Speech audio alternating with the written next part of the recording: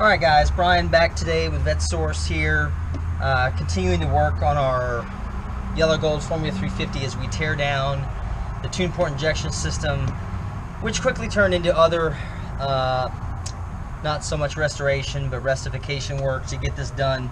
And the deeper I found, I just decided to peel back some more layers. So, you know, if you saw some of the other videos I made of this, we were kind of on the fence as far as what I wanted to do, is whether or not to remove this whole system here. And I really, after more closely looking at it off camera, last video I made here last week, I decided I wanted to go ahead and do that, simply because you can see how burned this thing was on the edge and didn't go all the way through, but just ugly. And then I really got into it and realized that this wiring loom harness that they had here was really bugging me, because I knew that it wasn't, something didn't look right on it. And then I quickly noticed, as I dug deeper and looked into it, I could see these little plugs here coming out of the frame rail. So I knew that there had to be something different in here. Those wouldn't just be installed there for nothing. So I went ahead and we took a look at our cheat sheet, if you will, our 91 Formula 350, and I quickly realized that what we were missing in this corner over here was this wiring loom here. And the reason why I kind of suspected, I knew it, was the fact that GM would never actually stick electrical wires on top of fuel lines. It's just a big no-no in that industry, in the business. So they're gonna think of a way to separate it. So what was missing over here was this piece that goes down here in this corner, and it installs right here. Now I was able to score one off that 90, actually the 92 RS Camaro that I found at the salvage yard last week. So that was pretty good score. I was able to get that off of there and clean it up and get it ready to go now that I've got it stuck down in here.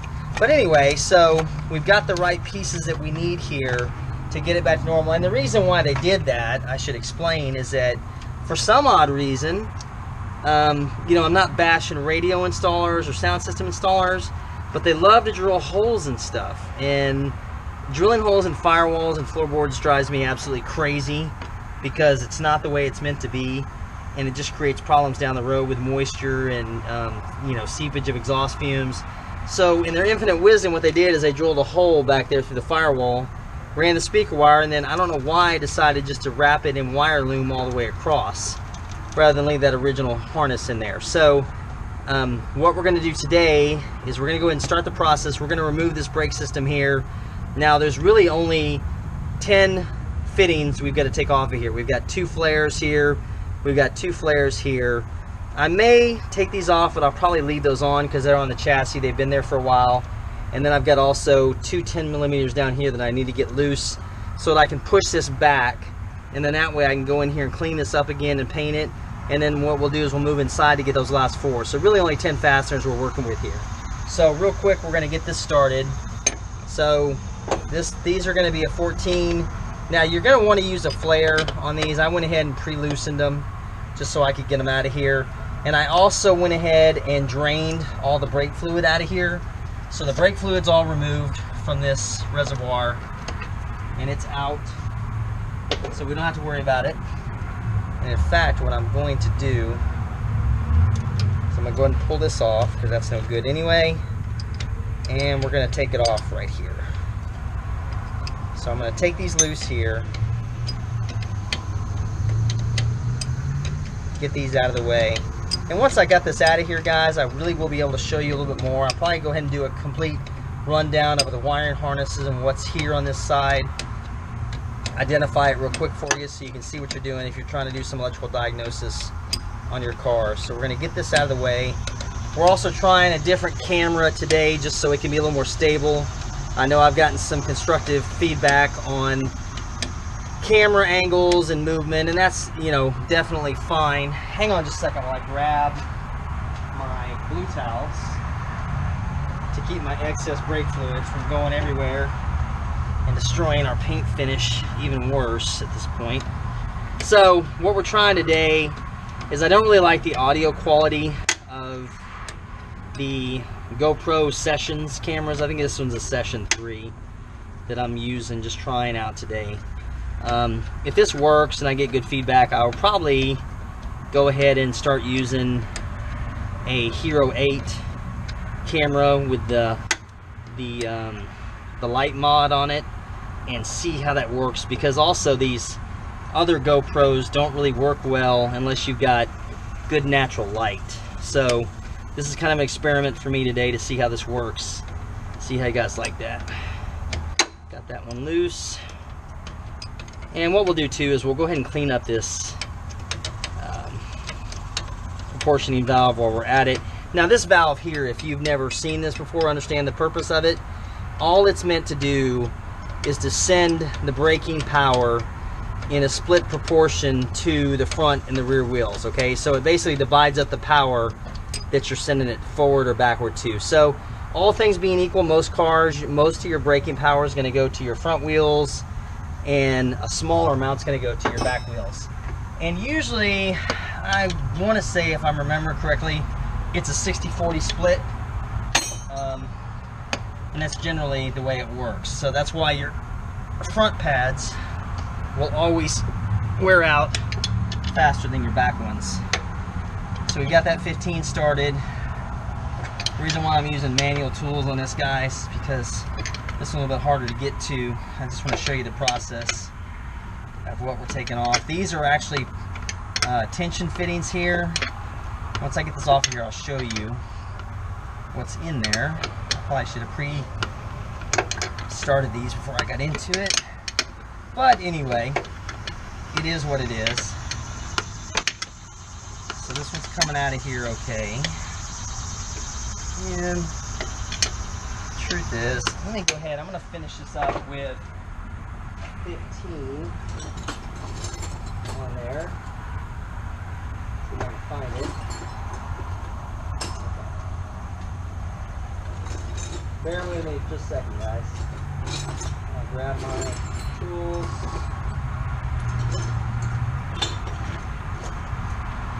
See if this will work.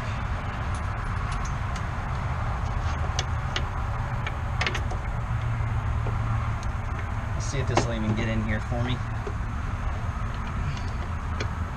There we go. Alright, so I'm going to finish that up with this. We broke it loose. Of course, I need one more extension. Hang on just a second, guys.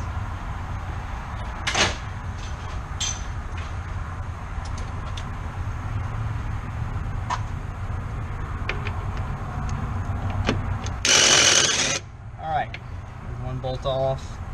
And showing you to the camera, you can see that nylon insert in there is basically meant to create drag, further locking on the bolt itself, so it will not come loose from the master cylinder. It's one of those interesting ways that they made these work. Now I think in the 90s and above they went to a different process. You can see that locking mechanism is only on that front part, not all the way through. It's just kind of like a nylon insert locking thread, if you will. And let's see here. Where did I put my other 15? I don't know, but we'll go ahead and use this to get this one off right now. Alright, so we got that one out of there.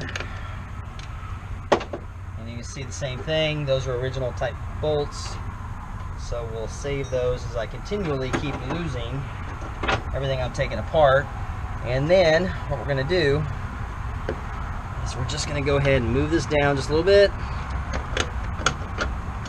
And that comes out with it. And then that comes right off of there. See? So you can see how nappy that thing looks. We want that out of the way.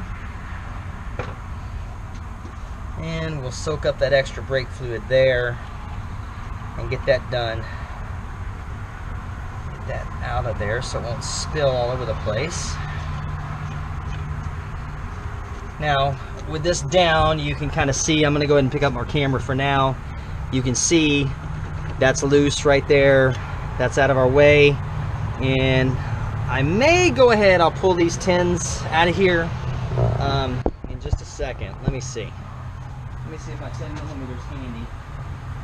And I can move these out of the way.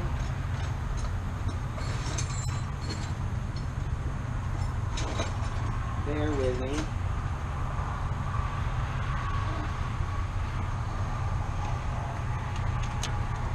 Alright, let's go ahead and get these out of here.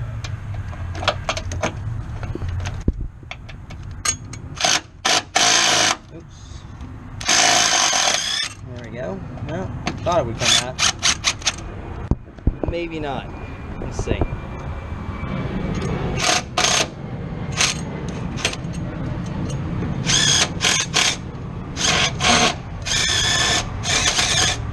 That one is stuck down in there. So we've got it loose. I'll have to play with that later to get that off there off camera.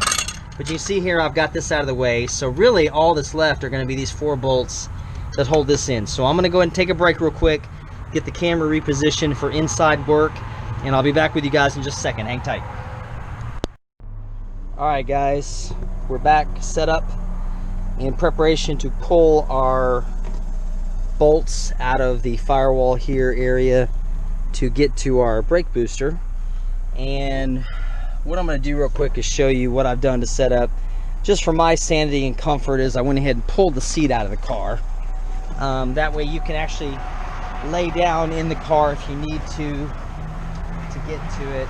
Pardon me, breaking loose here. I'm trying to get one other piece that I need, I just thought of while I was on the camera.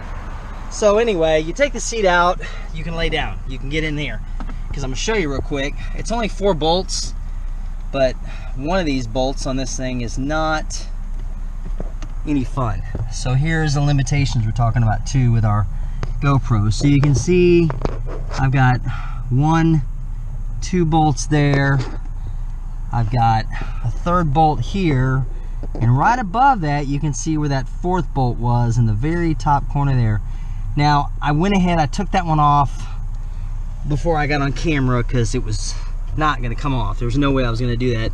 I had to crawl in here fully involved to get to it, and essentially what I had to set up to get to that was this nice long extension with a universal joint and a long 15 that just barely got that out of there for me so I could get in there. So what I'm going to do real quick is find my tool, and we're going to pull these other 3 bolts out of here real quick. And then we're going to take, one other thing is the rod that holds the pedal to the booster itself. Hang on, I'm trying to walk and talk and chew gum at the same time, guys, so I'm having trouble here. So anyway, got our clip that is going to remove here. The only reason I'm using the light is for you guys because I know where it's at. But anyway, I digress. So we take this clip off of here, and that clip comes off. That's just a captive clip to keep that rod that goes directly into the brake booster that pushes through the booster into the master cylinder. Now it's off, and you see how my brake pedal is loose now. Okay, so then we'll take our 15 mil long. I may not need extensions on this. Let's see how well this works for me again. And I'm going to take these off here.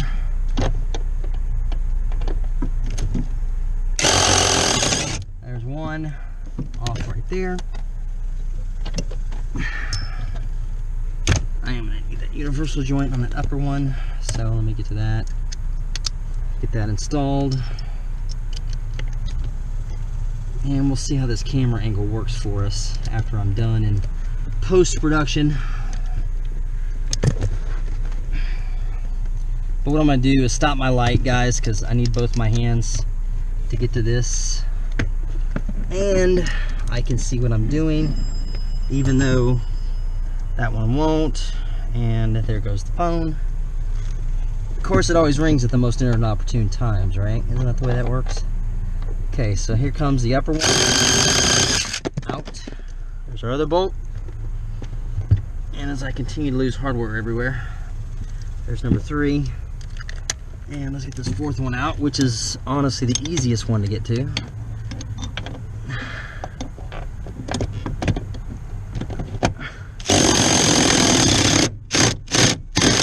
Alright, and there's our 4th one. And you can see these are the same type of drag bolts, nylon insert that were on the other side of that. So, alright, let's come over here and see what kind of success we'll have in pulling this bad boy out of here.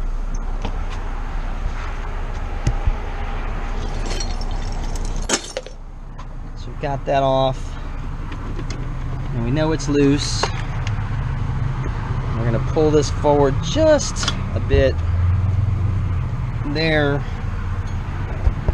Let me just set this right here, since that's what we're using this for.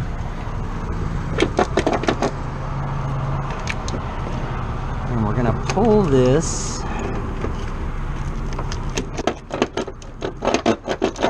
out.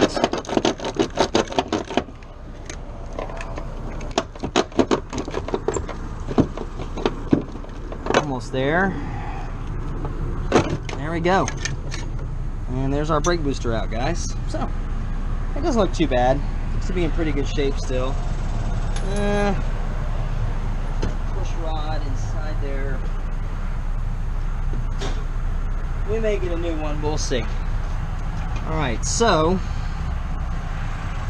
now we have full access into here so we can see what we're working with, and now this is much better. So here you can see my last little bit of messiness here that was in this corner, so I can take the time to clean this up. And then look, see, I couldn't see that before. See how that's burned in that corner and melted? I do not like that. I'm gonna change that out. And Jesus, it melted the corner of this, but I can work with that. I'll figure out, I'll take that loose and work with it, see what I can do with it. And I'm gonna go ahead and take that bracket back out again and just do a general cleanup in this corner and making sure the wires are straight. And see, you can see now, I can actually see the way they looped some of these wires in on themselves to the headlight. I don't know why they did this, but I'll have to look at this a little more closely. And they tied it in up here to the purple wire, which doesn't make a whole lot of sense to me, but we'll see how that works, what they were thinking here. So I like this a lot better, so this was the right decision to make, guys. So this just gets us one step further to where we're going. You can also see here this paint was really messed up from that heat. So it's funny, a lot of this heat just kind of ran its way across here into this corner, and that's where it did a whole lot of interesting damage. So moral of the story, boys and girls, do not drive your car with a locked up smog pump. And that is melted, so I really need to go back to one of those other third gens and see if I can find that clip, because that clip is actually going to lock down this one and keep it in place. See that right there? So that keeps it out of the way, but that's horribly mangled, so I want to replace that. So that is going to do it for today, guys. That actually went pretty easy. I'm not too unhappy with our results. We're going to see. Let me know what you think of the new camera positioning. And I did notice one thing when I was checking halfway through, that I did like that it doesn't seem to get the road noise as much doing it this way. So you guys give a thumbs up and say, hey, I like this camera better. I'll probably continue to use this method more as we're getting into here, so that you can see exactly what I'm doing, and we'll keep working forward from here. So again, thanks for watching, guys, and I'll be back in a couple days. I'll figure out what I'm gonna do next. Probably what we'll do is we'll go ahead and work this wiring over here first. I'll clean this up, we'll do the wiring, and then we will move forward from there as we try to just get finished with this one section and then go to the next. Man, it drives me crazy. That's a huge hole they drilled. Anyway, I'm getting sidetracked, guys. So anyway, thanks again, guys, for watching. We'll check you next time, okay?